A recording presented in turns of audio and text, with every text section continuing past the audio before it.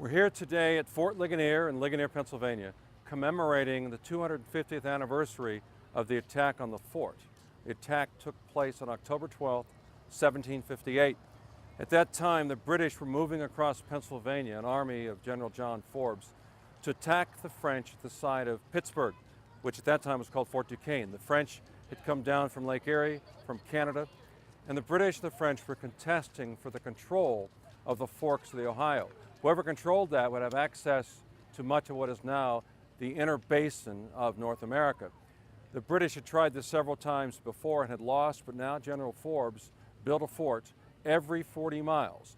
And the closest fort to Duquesne was here, the post at Loyalhanna that became known as Fort Ligonier.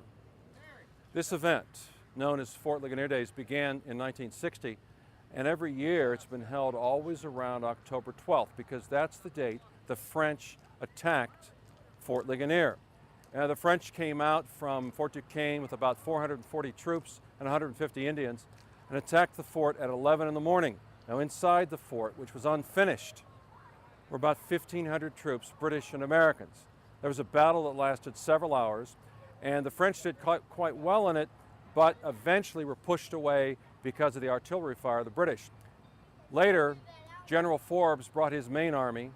George Washington with his Virginia troops arrived, and all together they were here on November 11th, when temporarily they thought they were stuck here for the winter, but the next day, in a friendly fire incident in which Washington was almost killed, prisoners were taken who said all the Indians had left Fort Duquesne.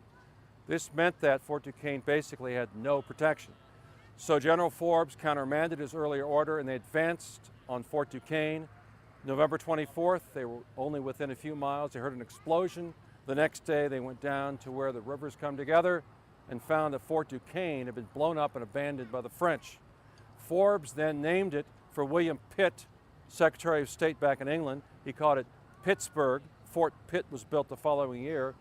Here at Ligonier, he called the post at Loyalhanna Fort Ligonier after Sir John Ligonier, commander of the British Army, and he named also Raystown to Bedford after the 4th Duke of Bedford. Forbes himself was a dying man from some unknown disease. He never made it back to Scotland. He died in March of 1759. He's buried in Christ Church in Philadelphia. But the French were expelled from western Pennsylvania and eventually expelled from what is now the United States. The British had won, but it was a short-lived triumph because within a mere 15 to 20 years, the American Revolution occurred, and of course the British lost that. This history dates through places like Fort Ligonier. It's a local history, but it also has a national and even international component. We're very pleased to be able to commemorate it.